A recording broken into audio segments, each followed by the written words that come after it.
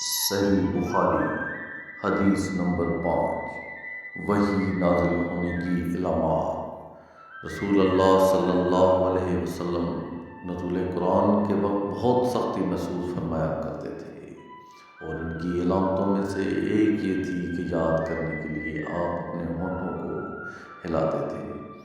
ابن عباس نے کہا، میں اپنے ہونٹ ہلاتا ہوں جس طرح آپ ہلاتے تھے۔ سعید کہتے ہیں، میں بھی اپنے ہونٹ ہلاتا ہوں جس طرح ابن عباس کو میں نے ہلاتے دیکھا۔ پھر انہوں نے اپنے ہونٹ ہلائے۔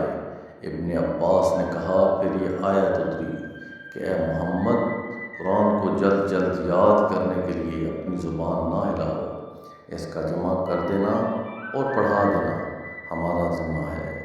ابن عباس کہتے ہیں، یعنی قرآن پاک آپ صلی اللہ علیہ وآلہ وسلم کے دل میں جما دینا اور پڑھا دینا ہمارے ذمہ ہے۔ پھر جب ہم پڑھ چکے ہیں تو اس پڑھے ہوئے کی اتباع کرو۔ ابن عباس فرماتے ہیں، اس کا مطلب یہ ہے کہ آپ کو خاموشی کے ساتھ سنتے رہو، اس کے بعد مطلب سمجھا دینا ہمارے ذمہ ہے۔